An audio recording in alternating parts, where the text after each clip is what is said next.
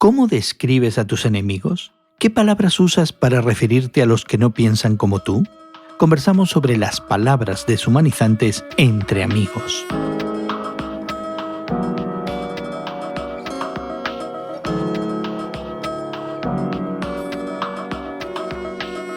Gracias por acompañarnos entre amigos, esta conversación semanal sobre temas de actualidad desde una perspectiva cristiana con Guillermo Serrano, Elsa Masón y tu servidor Gerson García.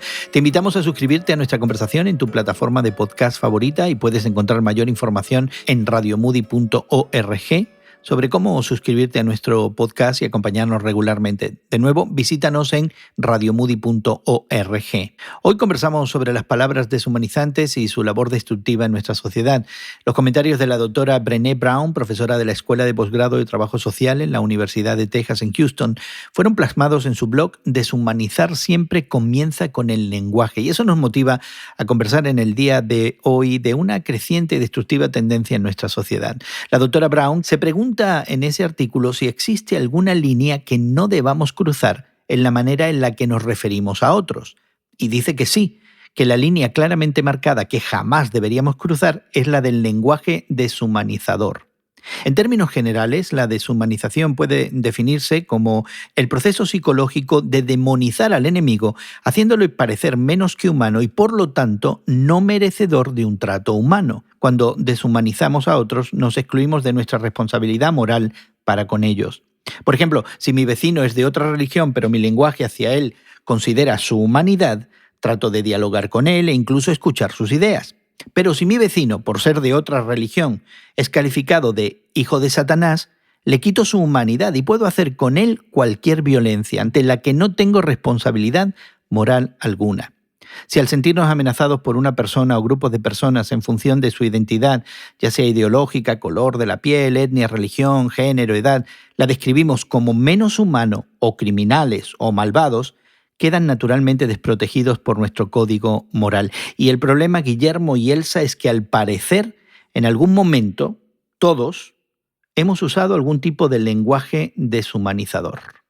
Esto me trae un poco de años atrás cuando hacíamos chistes sobre los polacos, sobre los italianos, sobre los judíos y no sé cuántas razas más o géneros más, en donde nos burlábamos de las suegras y de las mujeres y todo ese tipo de cosas, y nos parecía total y absolutamente normal en nuestros chistes, en nuestras historias, y nos causaba mucha hilaridad y no teníamos, parece, ningún tipo de vergüenza, ningún tipo de decir, oh, esta cosa no deberíamos decirla. ¿No será que el lenguaje ha cambiado y que nos ha de alguna manera culturizado de tal manera que ahora tenemos que tener mucho cuidado con las expresiones que utilizamos? Pudiera ser, Guillermo, yo pienso que va más allá del lenguaje correcto o apropiado. El lenguaje que en los Estados Unidos hemos calificado de políticamente aceptable o correcto.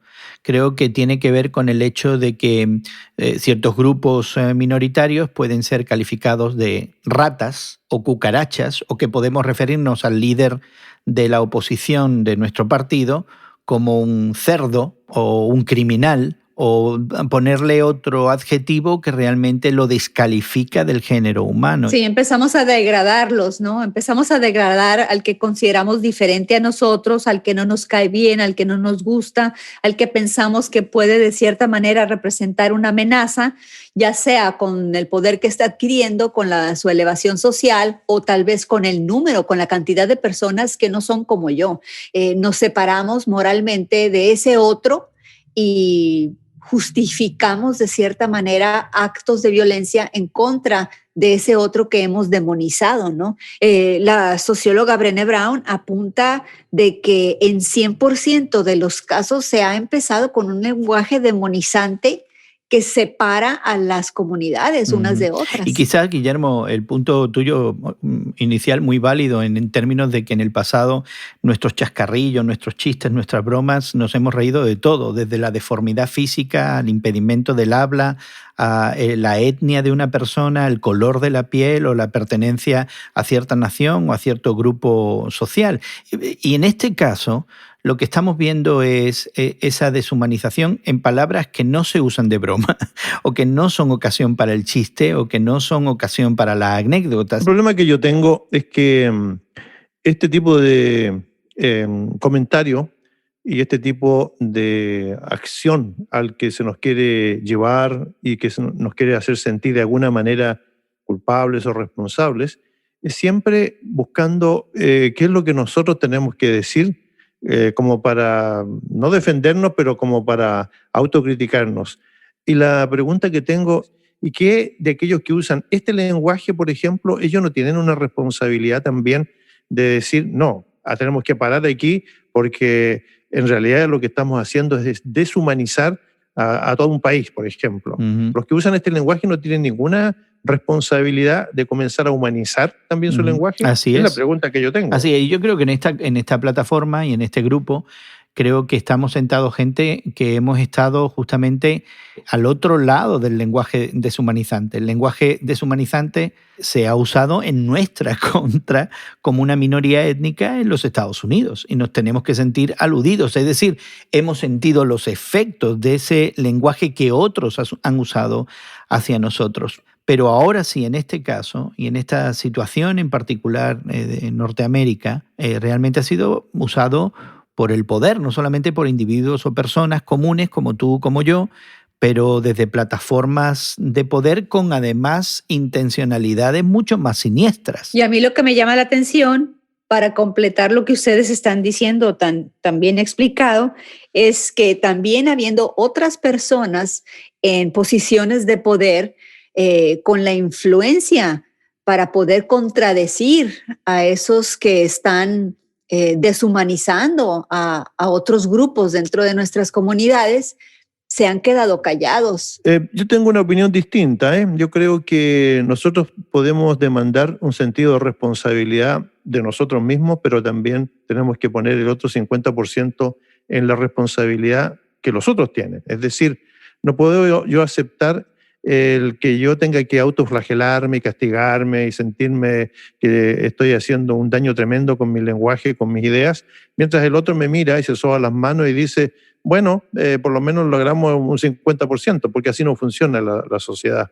Entonces yo creo que aquí, si hay un llamado a humanizar a los seres humanos, tiene que partir de todos los lados, de los estamentos políticos, de los sociólogos, pero también de la cuestión religiosa. Es decir, se ganó mucho en el cristianismo cuando se declaró que realmente no eran los judíos como nación los que habían condenado a Jesucristo, sino un sector de religiosos, de un grupo dentro de ellos que habían condenado a Jesucristo. Pero antes, yo me acuerdo perfectamente, porque no hace más de 50 años, resulta que todos metíamos en el mismo saco a toda una nación por haber condenado a Jesucristo. Es decir, esa era la retórica que todos utilizábamos. Así es. Y yo creo, Guillermo, que estamos hablando justamente de las dos cosas, porque cuando yo me expuse a este artículo de la doctora Brené Brown, que dicho sea de paso, ella habla de nuestra fe, aunque ella no define de qué fe se trata, asumimos que es una fe cristiana, pero realmente yo sentí ese lado de mi participación, de haber usado ese lenguaje deshumanizante al tiempo, como hemos expresado, que me sentí también víctima de ese lenguaje deshumanizante. Y creo que todo esto parte también de una preocupación por ese proceso de deshumanización del enemigo que encontramos en las palabras de Jesús como la registra Mateo el capítulo 5, ¿no? Que al considerar la ira y el enojo justamente dice que cualquiera que se enoje contra otro tendrá que ir a juicio y cualquiera que insulte a otro será llevado a los tribunales. Alguien que usa ese lenguaje deshumanizante de pronto se expone a la posibilidad de tener que enfrentarse a un juez humano. Bueno, yo creo que la Biblia es normativa en el sentido que da no solamente ideas, pero da preceptos, da regulaciones para una mejor convivencia entre los seres humanos. Pero resulta que el cristianismo como religión, sumando todos los grupos, son el 18 al 20% de la población. ¿Y qué del otro 80%? Tienen ellos las mismas regulaciones, tienen el sentido de autocrítica, tienen ese sentido de responsabilidad moral, o son grupos a los que les importa muy poco realmente cómo funcionan y cómo viven. Sin embargo, se creen ellos mismos del lado de Cristo. Muchos de ellos se ven así al eliminar al enemigo. ¿Saben ustedes que han despertado un poco algunas cosas que deshumanizaban a la población afroamericana en este país. No hace más de 70, 80 años, cuando un ciudadano afroamericano era considerado 2/3 ser humano, de manera de negarle el derecho a votar, de negarle el derecho civil de manifestarse en elecciones. Aquí estamos hablando de Estados Unidos, que logró un gran avance en la década de los 60. O sea, la idea de humanizar la población afroamericana es muy reciente. Hasta ese momento eran discriminados como el apartheid de África del Sur y como otros lugares en donde se les miraba no como ciudadanos, ni siquiera como seres humanos, se les miraba como subproducto. El Evangelio considera que consideres al otro como a ti mismo, que consideres al prójimo como si fueras tú, que hagas hacia el otro y que trates al otro como tú quisieras ser tratado. Muy buena frase para, digamos, estimular, ¿no? Estimular el pensamiento de todos, y yo creo que yo me adhiero también a esas palabras con la idea optimista de que podemos ver cambios en nuestra sociedad a nivel mundial, no a nivel global, y con la idea de que realmente avanzamos hacia un progreso humano, hacia un progreso en las relaciones humanas. Ojalá que esto sea así y que no sea un sueño, una quimera, un sueño idealista, pero que no tiene fundamento, ¿no? Y yo creo que muchas veces es lo que se nos plantea a muchos de nosotros, ¿no? El ideal del Evangelio en toda su extensión, y de pronto ver la realidad cotidiana de una aparente falta de progreso. Y últimamente, ¿no será esto un problema del corazón humano y por tanto algo que no tiene una solución natural? Nicola Di Bari, que fue un cantante, o es un cantante italiano, lo expresó en una canción que se llamaba El corazón es un gitano, en donde la canción dice que el corazón late a impulsos y vaga y se estaciona en un lugar y va a otro. Es decir, nuestro corazón, nuestro asiento de sentimientos, el alma humana, si lo queremos llamar así, tiene distintas expresiones y distintos tipos de reacciones dependiendo de las circunstancias.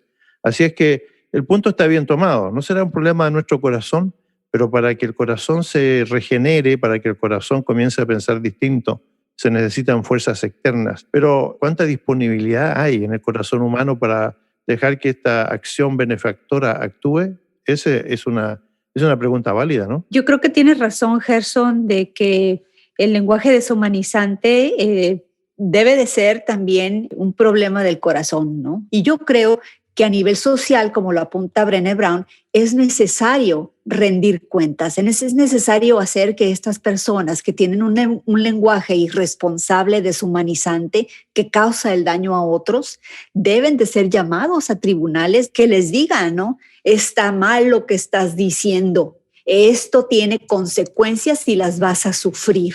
Y desde ese momento, entonces, ¿puede esta acción social corregidora externa empezar tal vez a llamar a ciertas personas a recapacitar?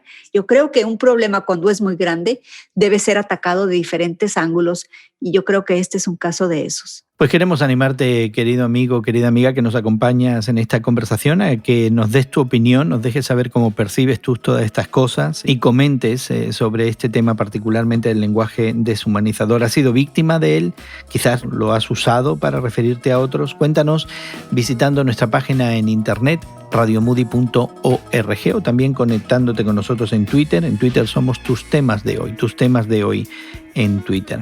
Queremos animarte también a que te suscribas a nuestro podcast, y puedes encontrar justamente mayor información en esa página de internet que acabamos de facilitar, y así puedes acompañarnos en cada conversación. Queremos agradecer mucho el tiempo que han invertido Guillermo y Elsa en acompañarnos y conversar con nosotros. Queremos agradecer mucho el trabajo de producción que se hace tanto en Sao Paulo, Brasil, como en la ciudad de Chicago, y nuestra gratitud también para ti, que nos has acompañado entre amigos. Esperamos que lo hayas disfrutado y que volvamos a encontrarte en otra ocasión. Que pases un buen día y que Dios te bendiga.